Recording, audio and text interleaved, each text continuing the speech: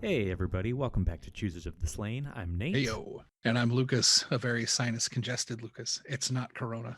No, it's not, and that's all right. That's a good thing. Yeah, and I'm very happy that it is just my regularly scheduled sinus infection. Yeah, like clockwork. Yep. So We are episode 12 today. 12. Look at coming that. Coming off. What was it? Last weekend, the Las Vegas Open happened. It was recently, very recently. Yeah. So super interesting, that event. Like I think it was awesome that those folks came together to kind of still celebrate the tournament that was Right. in the life and times of COVID. But it was also it was interesting. The basic layout of it was they wanted to film the games as like battle report style in-person games. Mhm. And so they set up the bracket, everybody wrote their lists, and then as lists progressed through the bracket, sometimes they got handed off to different players. So as much as Interesting it was choice. awesome, yeah, it was a very interesting choice. The lists were good, a lot of big names, Mhm. a lot of Art of War guys and Vanguard Tactics, Tabletop Titans, a lot of like good quality content creators were involved in this event, the Nopen. Yeah. And but yeah, it's just interesting that like not every list was always being piloted by its author. Yeah. um Yeah. That's kind of a. It's kind of a different take on things. yeah. um I've seen some feedback online of people who are like, oh well, if so and so had been playing their list in such and such round, it would have gone differently. But I mean, it happens. But Yeah. these folks, I think they put on a good show. And I think that's when we were discussing this before we started recording. I mean, that's really like, it was a tournament, but it was also, I guess, more of a spectacle. Yeah. It was more like tournament theater. Yeah. Um, Yeah. Not to and say that the I, games weren't taken seriously or anything like that. Just yeah, that absolutely. it was more of a hey, normally we'd have 300 people in a Las Vegas convention center, but we can't. So this year instead we're gonna at least keep that consistency and give a sense of normalcy, even if it is Yeah. more of a more of a spectacle than anything else. Yeah. I dug it. It was enjoyable. I think it's just, it was a bunch of good players. So Yeah. it's not like you said, it's not saying that the games themselves weren't serious. I think just the format itself lends itself to questions. And I think Yeah. some people out there in internet land are maybe a little too critical of that difference in format. But Yeah. I I just think it's awesome that they did it. And we definitely want to encourage folks to just look into it, because a Mm-hmm. lot of the games are posted online. The brackets and the lists are all up on the Las Vegas Nopen website. And so you can see the results and you can kind of see the pairings. I was very interested to see the winning list, which was Tank Roberts from Hellstorm Wargaming, Hellstorm Gaming. He had put together Sisters and Custodes, which are two lists that are obviously close to my heart from our conversations here on the podcast. Um, Put together in some interesting ways. I may have I had my eyes open to something that can be done with retributors. Mm-hmm. And I will admit, like, rolled my eyes a little bit at the complete like ham-fisted character Death Star that was the shield captain he employed. Mm-hmm. Because it was a lot of eggs in a very small basket. um but no, that list carried it to the end. Yeah. So yeah, I suppose I'll eat a little bit of crow on the never soup sisters, because sacred rights are the way to go. Don't be impure, you heretic.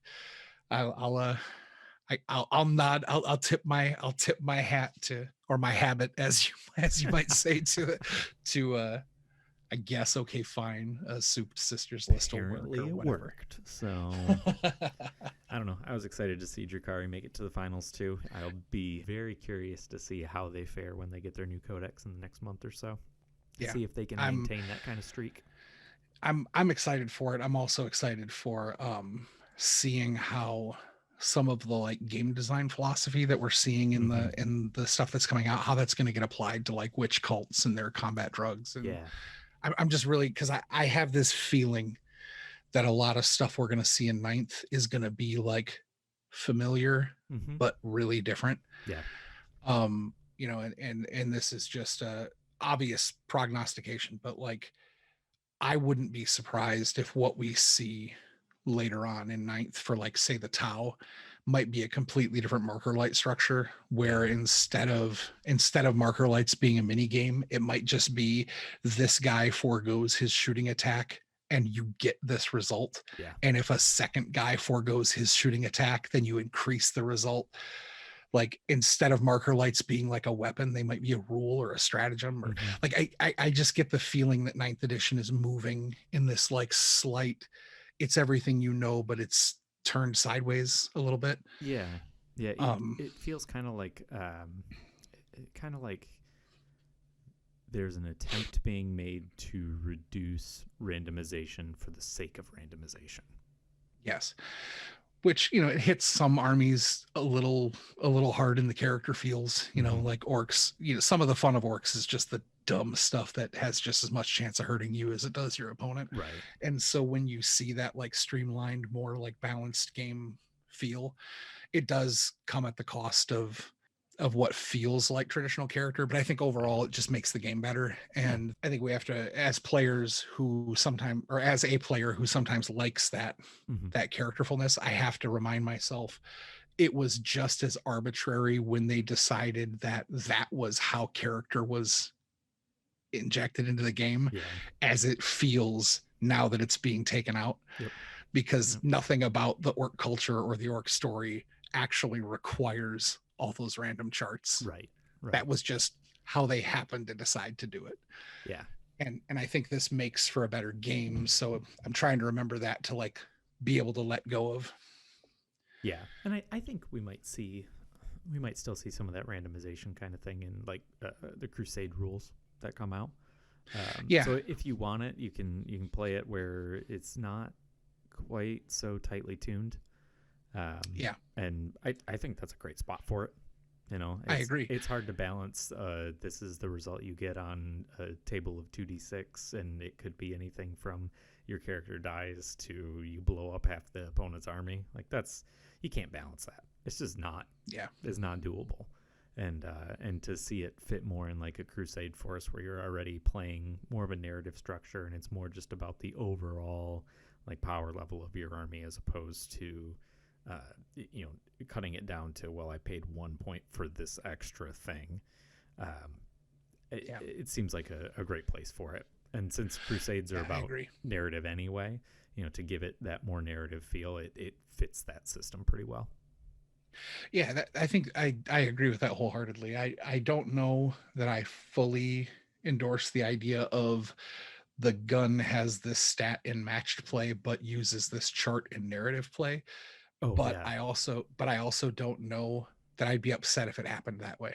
yeah. Well, and You I'm know what I mean? thinking Like, the different rules you can give to units and everything mhm. as they go, like those kind of things are a great Oh yeah, for great sure. opportunity for that. Is more what I was Oh, thinking. you know, and I agree. That was more just me thinking out Yeah. loud of, you know, I think back to the old shock attack gun chart where Mm-hmm. like when you rolled this random strength, every set of doubles had a different effect. Yep. Like Yep. I would love to see something like that come back to the game, but I also agree that it kind of has no place in matched play. Yeah. And so, you know, whether or not they introduce that type of like wacky randomness by virtue of narrative only relics Yeah. or I can see that. or something, you know, I think that would be cool, because I think there is a place for that. It's just not in tournaments. So Exactly. Exactly. um, so yeah, I absolutely agree with you that Ain't Crusade is an appropriate home for that stuff, and I would love to see them.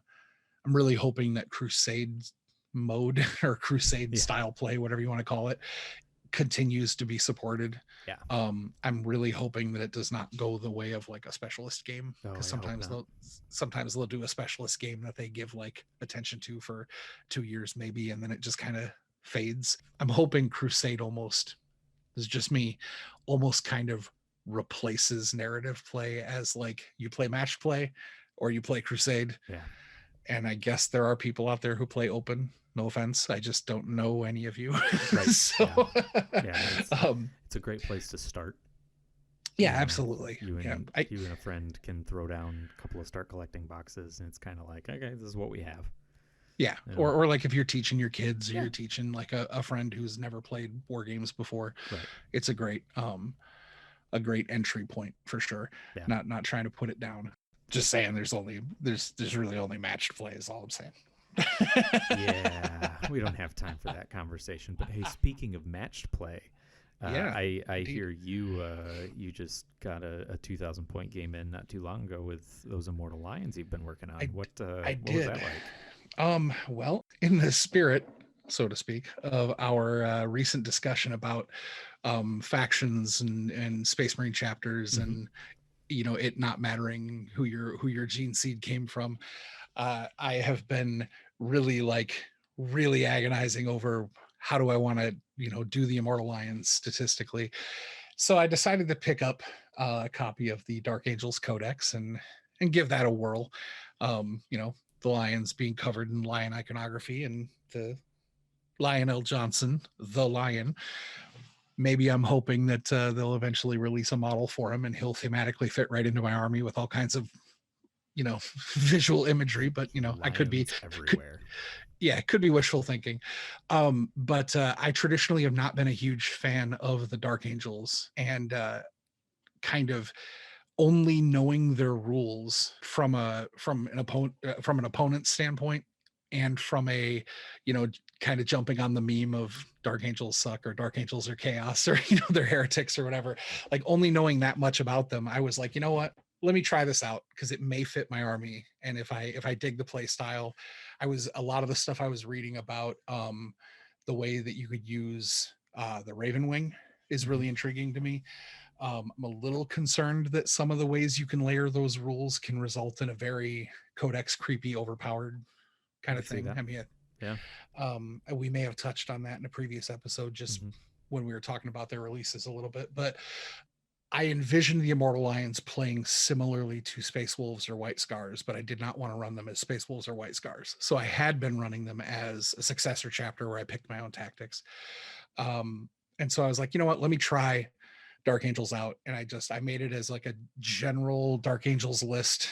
Did not like specifically build any Deathwing or Ravenwing like detachments or strategies, but I definitely used units that strayed into both so that I could, I brought, aggressors, and I brought, outriders, and tried to like kind of stray into all three flavors of the Dark Angels. And what I ran into was the tactical player in me really likes the Dark Angels chapter tactic.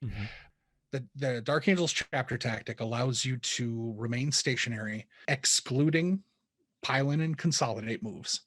Outside of those two things, if you remain stationary, you get a +1 to hit on hit rolls.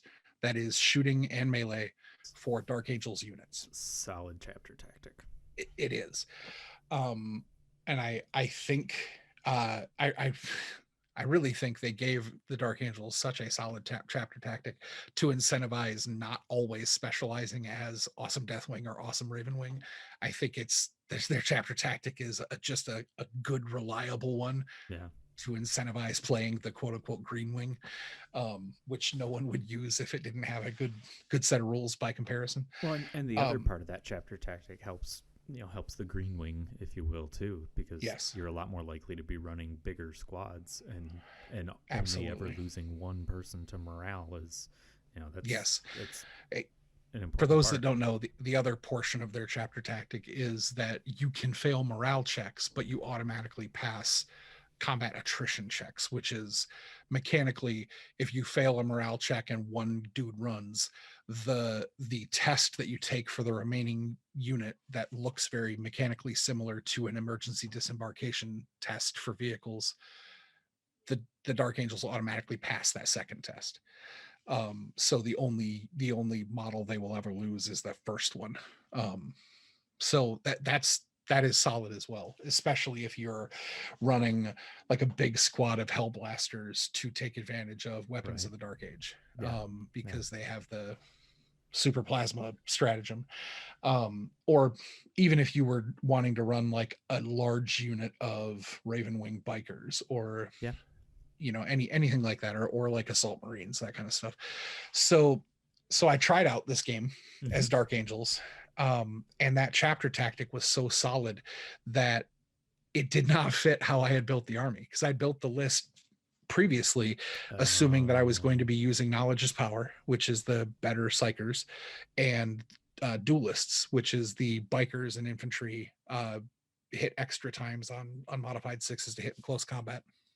So you built it as a generic Space Marines list, and then decided to swap it up a little bit to try it as Dark Angels. Yes. So what I did, it wasn't like an intentional build. It was just, that's how I've always played the Immortal Lions, was as that successor chapter. And so when I sat down to make the list, I used the Dark Angels Codex and I used the Dark Angels point values, but like in my head, the list was conceptualized as, I bring this unit, I bring this unit, I bring this unit. Sure. And then it was just all the adjustments I had to do because it was now Dark Angels. Which was minor. I mean, I tried out a Storm Speeder Thunderstrike, which, wow, I was impressed with that unit. That's the new like Primaris Storm Speeder things, right? Correct. There's 3 different versions of it.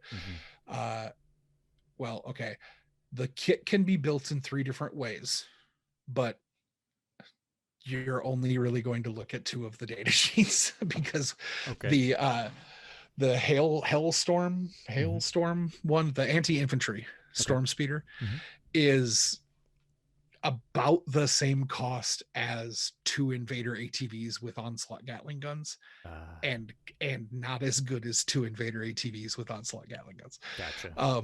It is a flying vehicle covered in secondary weapons. And so it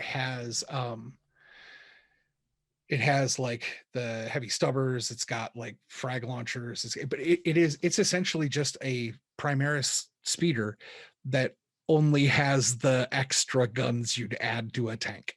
Gotcha. and it's intended to be anti-infantry, but it just does not, like, its main gun is a regular onslaught Gatling gun, not a heavy onslaught Gatling gun. And for like 150 point fast attack unit, you would hope that its primary weapon would be a primary weapon, not a secondary weapon. Right. And so that particular build of it, I'm not a fan. That's fair. The Hammer Strike is like the kind of middle of the road, anti-light vehicle, anti-elite infantry, kind of missile boat one. That one I definitely think has potential. Puts out a respectable number of shots that are slightly weaker than the other option. But like it is respectable, and I don't know which of the Thunder Strike and the Hammer Strike are actually better. I personally prefer the Thunder Strike, and that one is the one that has the Las Talons as its main weapon, and then it has Icarus rocket pods, and it has like the underwing, some Primaris named missiles that are basically like non-exhaustible hunter killer missiles. It is like it's essentially a 48-inch hunter killer missile ish stat line. It's like strength 10, d6 damage, AP -3, I think. Heavy 1, but it's not a one use item. It's just a weapon system. And then it's got the 36-inch range Las Talon array. And so it is basically two shots of 2/3 ranged Las cannon. And then the Icarus missile pod is a dual Icarus missile array, so it's 2d3 strength 7 shots. But the real thing that's awesome about the Thunderstrike, it's BS2. It gives up its sponsons for like scanners or like targeting lasers. And Huh. so the things that are sponson weapons on the other versions of the storm speeder Mhm. are like the sensors that would be mounted on like the little sensors on top of las cannons on a land raider or whatever. Mhm. It's like sponsons that have those, and by giving up that weapon hardpoint, the vehicle is ballistic skill 2. Huh. And so Okay. you've got a 40-inch range or 48-inch range, basically hunter killer missile Right. every turn. You've got a 36-inch range double las talon, and Nice. then just the added bonus of some Icarus rockets that are like, it's cool that they're there, but they're not the main event. Sure. But it's being fired at ballistic skill 2 on a flying platform with like a 14-inch movement. Yeah. It's only toughness 6. It's easy to peel off the table. Still. Unless you're Raven Wing and you get an invuln save just Right. for existing. Exactly. Because the Raven Wing can jink. Mhm. The return of that beloved universal special rule from previous editions, that it kind of makes no sense that a whole bunch of things in the game don't have it. Right. So the Raven Wing Storm Speeder can just be moving and get a 5+ invuln save, which makes it a lot more resilient. Yeah. And if you stand still and give up that invuln save, you have a +1 to hit for being a Dark Angel. So if you're firing at a unit that is in dense cover, or you're firing at a unit that has a special rule that provides a -1 to be hit, you can hold still and preserve your 2+ That's ballistic so good. skill. I was very happy with that. It performed well. I approached its play very carefully, Okay. very conservatively. Mhm. I did not use its fast movement to be aggressive. I used its fast movement to keep itself at maximum range. Sure. That makes sense. So as the opponent's armor moved around the table, it was like swinging wide and just keeping the last talons and the missiles in range, Yeah. but staying outside of 30 inches, so that I wouldn't have to eat like Tempest bolter fire on a Gladiator Reaper, or the like Onslaught Gatling cannons. I wasn't having to eat all those buckets of dice that were hunting my toughness 6 10 wounds. Right. And that movement was really beneficial for that. So I was very, very happy with how the Storm Speeder performed. Nice. Very happy with that. Conversely, Mm-hmm. I've been using a lot of assault intercessors, and I've been using impulsors to get them on the field. Yep. And I'm just finding the impulsors are great. The 4+ invuln save that you can give them with the shield dome. Oh yeah. No issues with the impulsor itself. The fact that it only carries 6 models, though, Yeah. and I get it's awesome that you can get out after you move, but if you take advantage of getting out after you move, you have to be able to weather fire. And when you Right. only have 6 models, that And weathering of flexible. fire does not go so well. Right. So I'm still struggling with trying to figure out how to adequately use the impulsors to get into position quickly, Mm-hmm. but not just get eaten off the table. Yeah. I just keep coming back to, I had built the army around playing like White Scars or playing like Space Wolves, Sure. but using a successor chapter to give a different flavor, because I was Right. going to focus on psychers and like swordsmen. So like I don't use thunder hammers, I don't use power fists, I use like chain swords and power swords. Right. The aggressors have power fists because you're forced to have it because they're aggressors. It's built in, but I don't pay for thunder hammers for my sergeants. I don't, because they're all swordsmen. That's kind of part of their narrative fluff. Right. Plus, power swords are a lot nicer in 9th edition than they have been in previous editions, because they now have +1 strength. Yeah. That's awesome. Yeah. The challenge I'm running into, though, is I really liked how the Dark Angels played, but I would have to build my list differently. What I have like collected towards and built towards to fully take advantage of those chapter tactics would require like a shift in like, okay, let me drop some of the assault intercessors and bring in more bolt rifle regular intercessors, or the new upcoming heavy intercessors. Right. Or I've been looking at my aggressors. I have 3 Bolt Storm aggressors, and I have 3 unbuilt aggressors that I was going to do as more Bolt Storm, but I'm thinking about doing them as Flame Storm now. Sure. And then I'm thinking about taking those 2 units of aggressors and my Gravis Captain and putting them in strategic reserves. Oh. And then continuing to put my Inceptors in Deep Strike. And then as basically dropping like a Gravis bomb in one place on the table, where as the strategic reserves are able to move onto the table edge, whatever is contextually, tactically appropriate at the time, dropping the Inceptors wherever is appropriate, so that there's like this almost like uppercut Gravis bomb that like appears somewhere inconvenient. Yeah, it's just something you have to deal with. Yeah, and it won't move very fast, but it'll be hard to shift. Right. And they'll have a captain there so that they'll all be re-rolling on their just buckets of dice. Yeah. So I'm torn on whether or not I want to do more Bolt Storm Gauntlet and put them in the same unit, or if I want to run a separate unit with Flame Storm for that tactic. But that's a lot of points. And so I've got to get those points from somewhere. And the list was really built around librarians supporting assault intercessors. And assault intercessors are cheap, but you start paying for their impulsors, you start paying for the characters that support them. Right. I kind of, I come from the sisters, the sisters meta of the last year and a half, where like you have your solid close combat unit, but then you have your like layers and layers of synergy. And so Marines are not as cheap as sisters. So I have a lot of points tied up in the various support units. And so maybe I've got to find some give there. So I was pleased. I was surprised at how pleased I was with the way the Dark Angels played.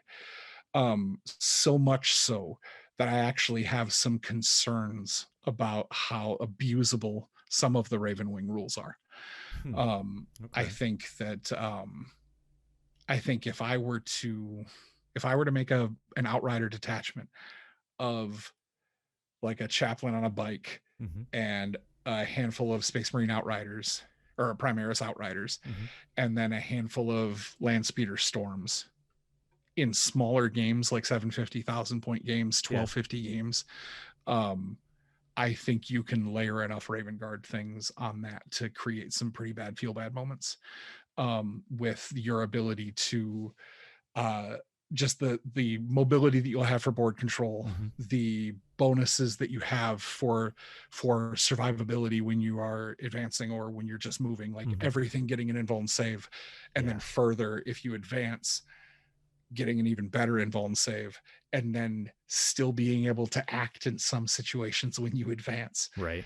I think there are, this is not me officially rubber stamping Dark Angels are broken. But we vaguely alluded to Codex creep being a thing in a previous discussion.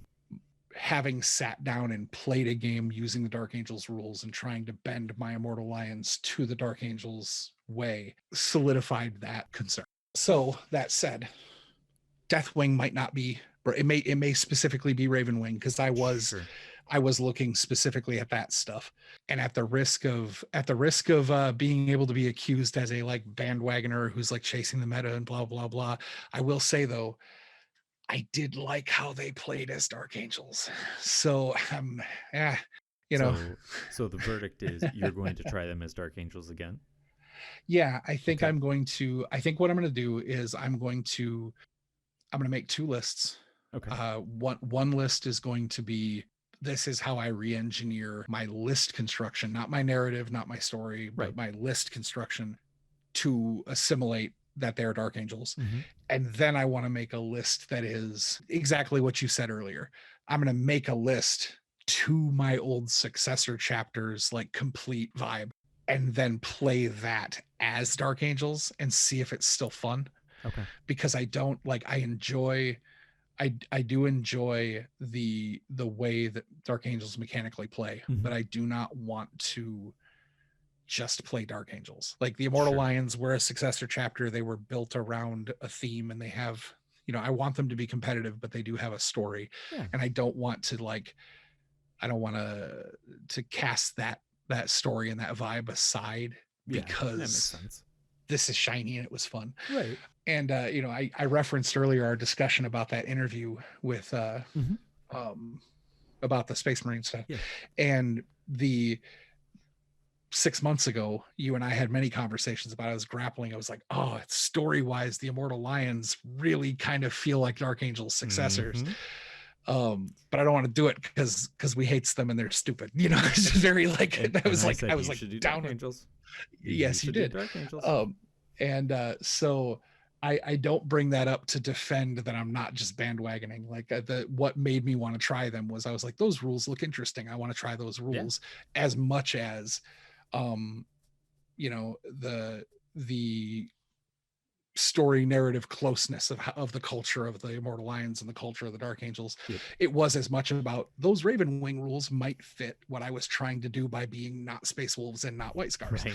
So I mean, there was it was like a multifaceted thing, but it's just put me right back in that space of like, this feels like what I should be doing, and I don't wanna, because I'm being a hipster about like, I don't want to be a Dark Angel because Dark Angel memes and reasons. Right. Yeah, exactly. But I may have to get a little egg on my face and just go, you know what, that it fits the chapter the best. So we'll see. But I will say you got a sick burn on me this week when I was talking about this with you on Messenger. You were immediately like, it doesn't matter who your daddy is, it doesn't matter where your gene seed came from. And I was like, I know. Because we just had a conversation Tough about pills that. to swallow. But hey, speaking of building lists, yes, you had a Nurgle list that you needed to build. I did. So I suppose that is a great way to move into this round of the Nasterin challenge. Yeah. So Nurgle demons, slightly different from Immortal Lions. Yeah, just a little bit. Kind of a big change here for me. It was, and this was the work. Not only was I not super familiar with like the intricacies of how to play a Nurgle list, also I just learned I was not as familiar with the range as I thought I was going to be. Okay. Just the I know names like Sloppity Bile Piper and whatever that was, it Horticulus Rex or whatever. But they have Slimex. Yes, yeah, that all these names. I'm like, yeah, I can see their model in my head, but I have no idea whether they're an elite or a headquarter, or like I don't know what the rules are. I just know that guy's got a bagpipe with a face on it or whatever. Yeah.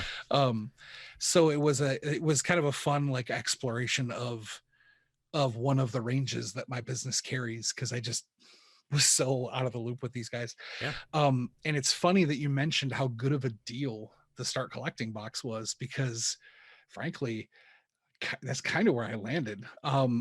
This list, I achieved my goal of coming in well under budget. Nice. To try to save a little bit of the money I overspent in our previous list comparison. I got this one down to $225. Nice. Before any discounting or whatever, depending on where you get it. Sure. MSRP $225 on the nose. Okay. And it's a super simple purchase. It's 2 Start Collecting boxes and a Demon Prince. That is a simple purchase. Yeah, it is. It's just a solid list. I was able to come up with 747 points. Nice. And the list does not use the 2 heralds that you'll get from your 2 Start Collecting boxes. Okay. It's a patrol detachment that utilizes everything from the Start Collecting boxes, but instead of the HQs brings in that winged Demon Prince. Okay. So we've got Demon Prince of Chaos aligned to Nurgle with wings. I went with 2 Malefic Claws or Malefic Talons just for the extra attacks. And the reason why I did this is the kind of current meta of the game is very Marine heavy. Yes. And because Marines are definitely the poster, kind of the poster faction, 50-ish% of the players, if not more, all have at least a Marine army in their collection. Right. And so I figured if this is for a new player, wherever they go, whoever they face, there's a good chance that it may be a Marine, Sure. a Marine list. And so Malefic Talons, they put out a decent number of attacks. And I was really like, to fit that narrative vibe, like the Nurgle grossness, the kind of like shambling horde, Yeah. like the bane of all germaphobes everywhere. Right. I was like, a guy he doesn't even use a sword, he doesn't use an axe, he wants to touch you. Yep. Like that. So I was like, Yep. okay, that that I think that kind of fits. But statistically also, a pair of Malefic Talons gives you instead of +1 attack for having 2 of the same weapon, it's +3 attacks. And Demon Princes are that might change. okay, it might change, but right now it's not that way in the Death Guard, and I hear they stealth updated the other codexes too.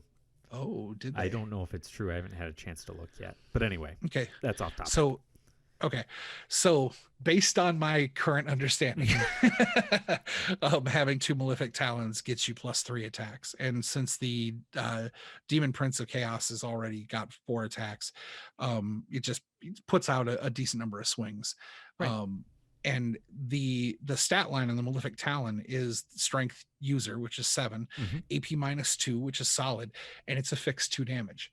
So I was looking at this as, not only is it kind of, it's like the daddy demon of the army has got like long creepy fingers that he wants to touch you with, and he's all gross and unclean, but he also has an anti-Marine stat line with it. Right. And so like each one of those hits that gets through on a Marine is going to erase a suit of power armor. So that's what I went with that. You can, psychic power to taste, to very pungent, fetid taste. And then for warlord traits, I actually went with Virulent Touch to kind of fit that theme. Okay. But also what Virulent Touch does is it adds 1 to his wound rolls as long as you're not fighting a vehicle. Well, Demon Prince is already hit on a 2+, and a Strength 7 is going to wound a Marine on a 3+. Yep. So the +1 to wound is going to bring it down to basically to a 2+. So I was looking at it as he is designed to be an elite infantry / Space Marine killer. Sure. And the wings allow him to deliver himself into close combat. So that's how I viewed the warlord for the list. And then straight out of these double start collecting boxes, it is 2 units of 3 Nurglings, 1 from each box, just to be, kind of your infiltration, your screening, whatever it is you need, because they have that lovely ability where they can just kind of crop up anywhere. And then take all of the plague bearers from the 2 boxes and just make 1 big blob of 20. I know I did a big blob in my Tyranid list last time, but I cannot stress enough that like with blast weapons out there, you basically have 2 choices. You have minimum size unit or whole hog, go as big as you can, because you're gonna eat a lot of damage from those blast weapons. Well, demons can't come smaller than 10. Nope. So minimum size demon unit is already going to fall victim to a blast weapon. So if that's the case, just go crazy is my view on it. And demons benefit from having larger units anyway. Yes, they have the special rules, which for the plague bearers, I was going to say poxwalkers, but for plague bearers, if the unit is 20 or more models at the start of a phase, it's -1 to hit them from their cloud of flies. Now, because this particular list could not do what I did with the Termagants, which was to get a full 30, because I went with 2 start collecting boxes, at least for that first shooting phase, the first time someone targets the unit, it's going to have that protection.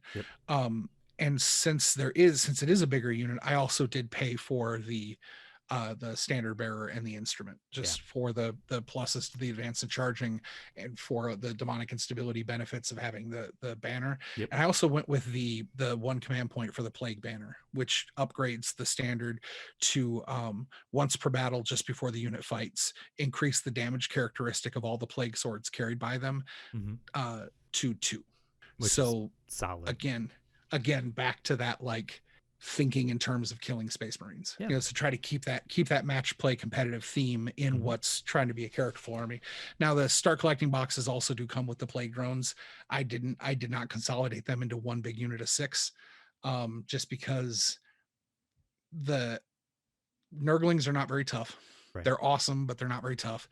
So if you have all your eggs in like 2 baskets because you have one big unit of Nurglings and one big unit of plague drones, Yeah. and then a couple easily to kill Nurgling units, you're just not going to have the board presence that you want. So I left them separate for basically for board presence and Yeah. for target Makes sense. priorities. But so they're there to basically just be, you know, fast moving, slightly tougher demons, just try to get the job done. Yeah. So that's the list I had. The idea being the heavy lifting Mhm. in this list, I actually see being done by those 2 units of 3 Nurglings. Okay. Because the 750 point games are played on that smaller table size, the 44 by 30 inch small table. Yep. And so the ability to kind of pop up anywhere and the ability to hide behind almost anything, I really see this list as it's almost like all distraction units, Yeah. and then these 2 little like powerhouse workhorse units. And if you have to rely on big scary demon prince being a big scary demon prince, cool. If you have to rely on big blob of demon troops to like be hard to shift off of a center objective, Yeah. cool. If you need the fast movement of 2 units of flyers zooming around 10 inches, you've got that too. But really, those are almost all, you know, in the vernacular, those are almost all distraction carnifexes, Right. because really it's about earning those victory points. It's about board control. It's about nailing your secondaries. And Nurglings are just so versatile and so sneaky, Yeah. that I wouldn't be surprised if this list is basically carried by the Nurglings and supported by the Demon Prince. Everything else is just really, really stinky icing. Yeah. So that's how I see that list. It's a very affordable way to get into Nurgle Demons. There's a lot of really interesting things to paint and hobby.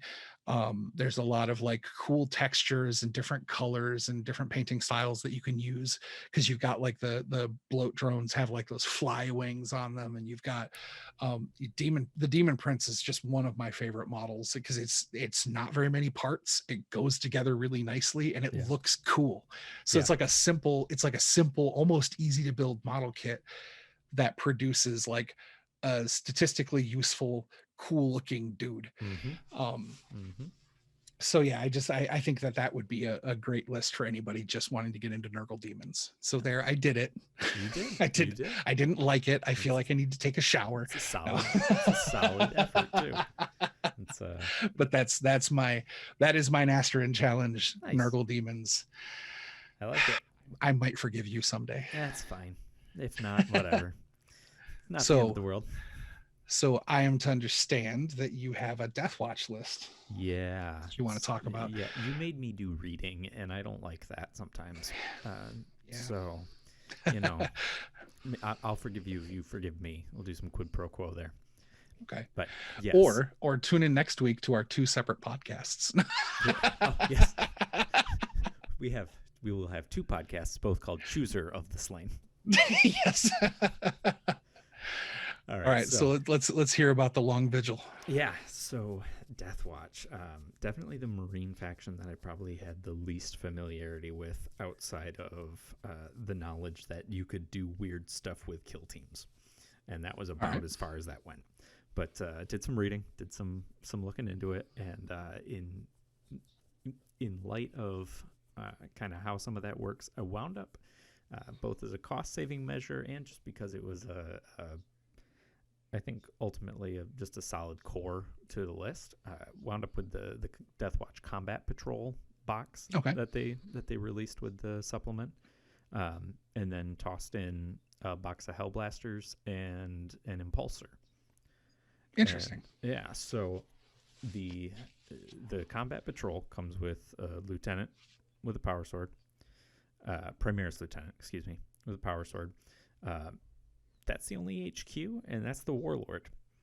And so I give him the Blackweave Shroud, there are a couple of different ways to give him a little extra durability there.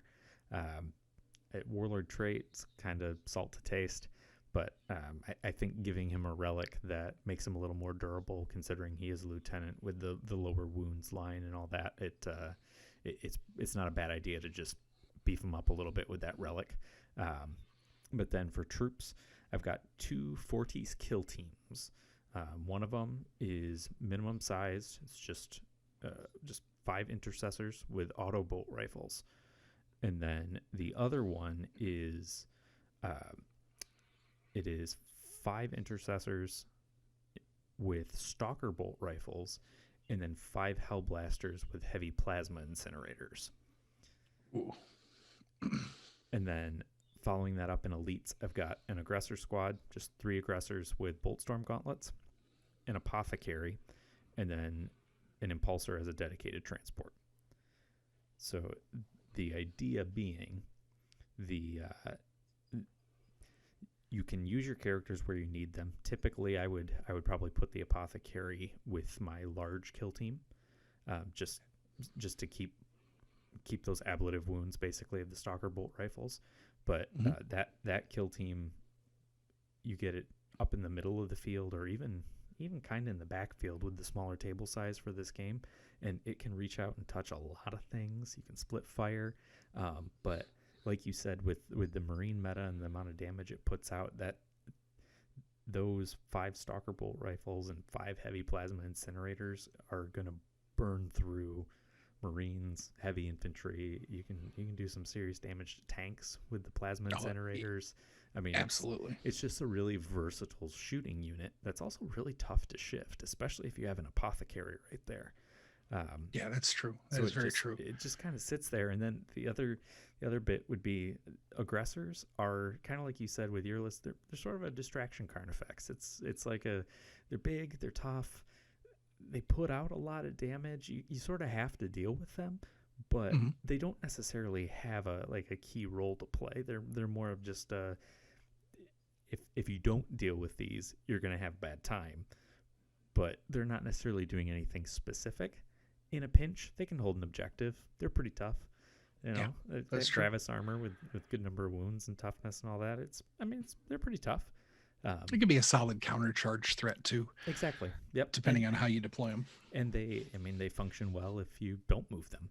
You know, you're pushing out tons of shots. So they definitely have a place in the list, I think. And then the auto bolt rifle 5-man team in the impulsor is it's your push threat. It's the impulsor comes up into your face, auto bolt rifles pop out. Here's 10 shots coming right in. I mean, you're getting there quick. You're forcing a reaction, and that gives you time to get your heavy, your heavy weapons in the bigger kill team up to the midfield where they're going to be able to have the biggest presence. And you've still got an impulsor running around, and even if you lose your 5 bolt rifle guys or your auto bolt rifle guys, it's 100 points. They're not a huge part of the list, but they're a quick threat that you can get up the board very quickly. Well, and if you need to, you can use auto. Is it just called auto fire? I don't know. It's basically spray and pray. Yeah. But the stratagem that allows auto bolt rifles to function like flamers. Right. Exactly. So you have that option. And then, if depending on setup and everything, if you want, toss your Primaris Lieutenant in the impulsor with them to fill that 6th slot, and then you just run up, and not only are you can use your stratagem to basically treat them like flamers, or you can just do your regular shots. Doesn't really matter. You've got better chances at wounding. That's true. And there are warlord traits that can help benefit there too. So depending on how you roll everything out, you can get some auras pushing where you need them to, and you wind up just with kind of these stacking layers of toughness, but it really anchors around that 10-man kill team that is just punching big shots out at anything that it needs to. Well, you've also got you've got the small the small team is protected in the impulsor. Mhm. So somebody might kind of instinctively go, well, this big expensive kill team is on foot, but you've got transhuman physiology as an amazing stratagem that Mhm. allows you to just so heavily protect them. Yeah. Transhuman physiology, for those who don't know, is a stratagem that basically means that you cannot wound that unit of Marines on less than a 4, regardless of the stats. Yep. So like you could tag a Space Marine with the las cannon and you're still only wounding him on a 4 up. And that it adds up Oh very yeah. quickly how Absolutely. protective that is. Absolutely. Um, and so that you could use that with that squad. I'm curious, did you look at the tome of Ectoclades for the relics? I just seeing that huge shooting unit being able to kind of have 2 mission tactics Yeah. burning So simultaneously. I did look at it. I had not I had not taken it purely because I wanted to give a little more durability Okay. to the lieutenant as the warlord. But that said, um, I imagine you could use the I can't remember what the stratagem's called for them, but to take an extra relic stratagem and Yeah, give that to the apothecary and have him sit there that's and true. do You that. could. Yeah, you could. I was just thinking that was the first thing that popped into my head when you Yeah, described that like big solid core shooting unit. I was yeah, like, oh, if you had the tome of Ectoclades is how it's spelled mm-hmm. phonetically, but it's fake Latin, so it's like Ectoclades. But the that relic being able to just allow it's like you store a mission tactic in it, and then if Yeah, you're within the aura of that relic, you get that mission tactic as well as the one that you have selected for the Death Watch. Um, so the but the hardiness that you wanted to give to the lieutenant absolutely makes sense, because that's one of the things. I was just recently listening to, I think it was an Auspex Tactics okay, discussion about how um, in the math, the reroll ones on the wound rolls that mm-hmm. lieutenants give Mm-hmm. work out to be pretty close to the same net gain in output that the reroll ones to shooting a captain gives. Yeah, Just because makes sense. if Marines had worse ballistic skill, it'd be different. But like, Yeah, because Marines have a 3+ ballistic skill, kind of like when it all comes out in the wash, you end up roughly with the same like point per wound bonus yeah, from rerolling ones to wound as you do rerolling ones to hit, obviously depending on your target, and right, that's a very right, broad statement. But and so the position that he was taking in his description was, if you're running, don't be afraid to use lieutenants, because like a lot of people are like, yeah, but I want a captain because captains are awesome in close combat, and I can't, it doesn't matter if I reroll my ones to wound if I don't hit. And his kind of stance was, you're a Marine, you're probably going to hit. yeah, And so if you can get roughly the same output increase from this aura, and this aura costs you 75 points, the you're not paying the premium of him also being a ninja. right, yep, You're basically just paying for the aura and to fill a headquarters slot. yeah, And exactly.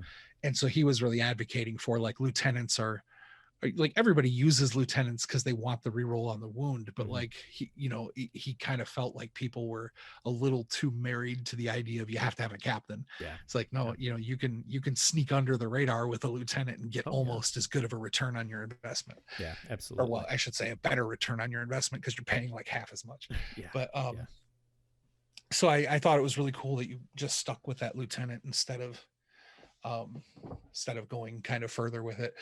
um One thing I do think is also kind of neat in a Marine list is if you were to add a dreadnought to that, mm-hmm. you could use Wisdom of the Ancients to give a captain aura anyway. Yeah, So if you save the points running a lieutenant as your headquarter, and then say this person buys this Death Watch list that you're talking about, and then later adds a dreadnought to it, there's your reroll ones to hit right, also for a command point. yeah, So you could kind of stack those things and be able to come in a little bit cheaper than having to invest in a captain. So I think I really like that from a starting player standpoint, like setting that list up as, you know, um, kind of fighting that preconceived notion that you got to pay the captain tax. yeah, You know, yeah. I so just I think that's cool. You know, it's I like it. I dig it. the list does the heavy lifting. It's not the HQs. Yeah. That's kind of Yeah. how that was I think intended. that's cool. That's very cool. I like that. Thanks. I also really liked the use of the auto bolt rifles hopping out of the impulsor, because that really, earlier when I was talking about the Lions and how frustrating it is to lose your assault intercessors because they can't charge, like auto bolt rifles are like what the impulsors rule feels like it was designed for. Yep. The drop pods and impulsors are like what you want those like high rate of fire weapons to come out of. Right. So I think that's really cool. I like that list. And I think that's a solid way to start a Deathwatch army. And I also appreciate that you did not take the low-hanging fruit bait of the kill teams full of heavy intercessors. No. That frustrates me so much. Kind of wanted to build something that you could actually buy right now. So yeah, well, in the it just feels so cheesy.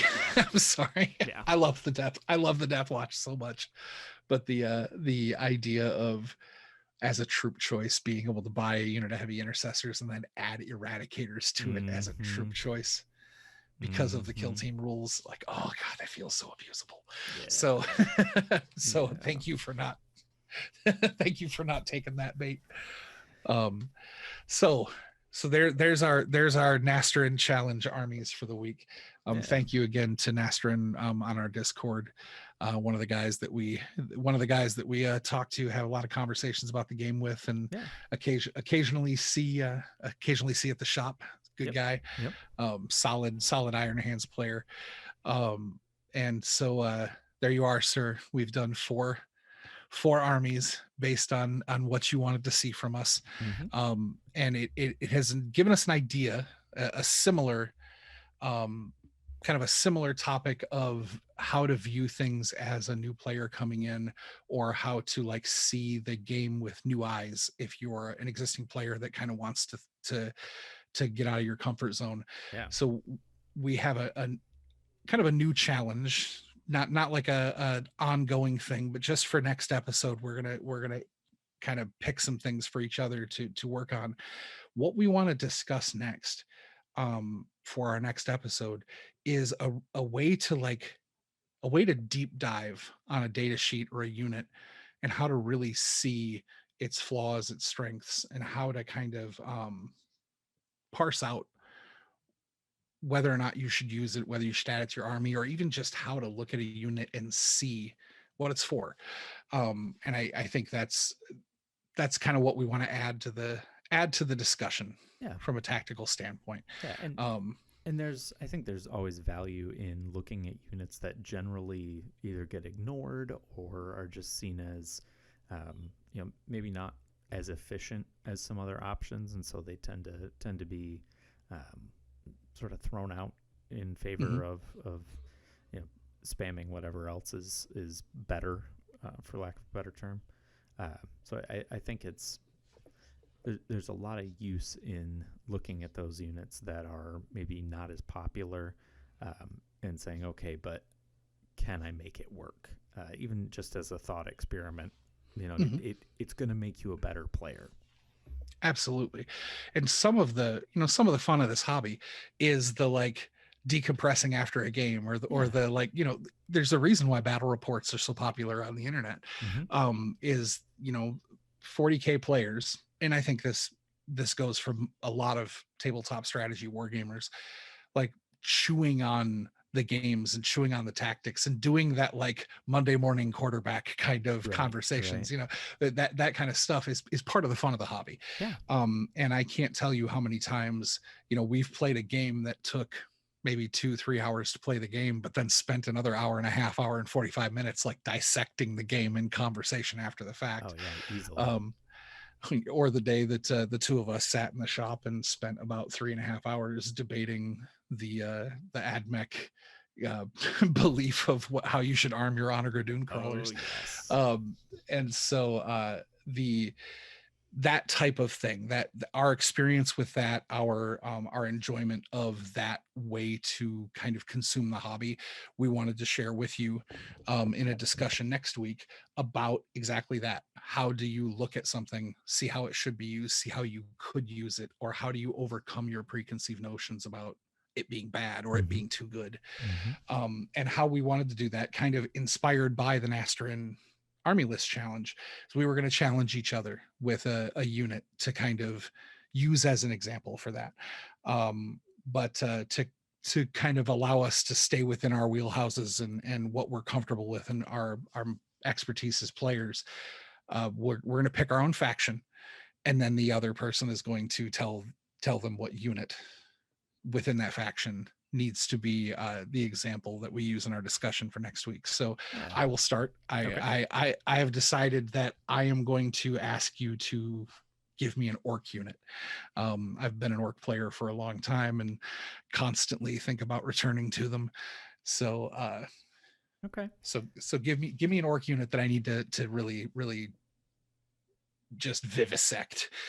All right. So this is one that when it got released, I immediately fell in love with. Thought it was just such a cool, goofy, orky concept. And I've never seen one hit a table. And I would love to see a list that uses one. Okay. And that is the Ruckatruck Squig Buggy. Oh, yes. The safari wagon full of squigs. Absolutely. All right. I will I'll process that. Okay. I'm gonna go with one that has a lot of options right now, and one that's near and dear to me, and that's Craftworld Eldar. Craftworld Eldar. Yeah. All right. Well, in another life, I had a Craftworld Eldar army for a time, and I definitely have my favorite units, and this particular unit is one that I love aesthetically, conceptually, and tactically from a historical standpoint. And they were so abused in 7th edition that they got hit with the nerf bat hard when we transitioned to 8th edition. And I just haven't seen them recover. I have not seen, it's almost like everybody just packed them away because everybody got slapped on the wrist and told they were being bad. So they just put them away and it's too painful to get them back out. I want to see you chew on the warp spider. Okay. I am very fond of warp spiders. I'm glad. They're one of my favorite aspect shrines. I've still got my old metal ones from when I played in what was it, their 4th edition Codex. The metal ones. Yeah, all right. I can make that work. All right, like so we're gonna have that discussion next episode with those two examples, and I'll throw in kind of a third thing. When the Sisters of Battle Codex came out, through some conversations that we had at the shop between you and I, myself and some other players, I really chewed on a unit that everybody was just scratching their head on. The Triumph of St. Catherine was it was like just a weird mess of a unit, and nobody really knew how to use it. And in the Sisters online community through Facebook and stuff, through some discussions, I kind of put out an article of my own of like, this is how I think it should be used. And it was pretty well received. So I think kind of along the lines of this, I'm going to go dig out that article and I'm going to put that on Discord. So if you're interested in kind of a preview of the kind of thought process that we're going to be spending some time in next episode, there'll be some reading materials up for you hopefully this weekend on Discord if I can find that old Triumph of St. Catherine and the Funeral Procession TM article that I wrote. Awesome. So that'll be a little teaser, and to kind of wet your chops, lick your chops, wet your teeth, whatever the colloquialism is. I think wet your whistle is wet your whistle. Yeah, there we go. Lick your chops was what I was thinking. Okay, if you want to be prepared for the kind of discussion we will have next time on Choosers of the Slain. I like the sound of it. Awesome. Stay safe, everybody. Yeah, that wraps us up for the day. So we will see you next episode.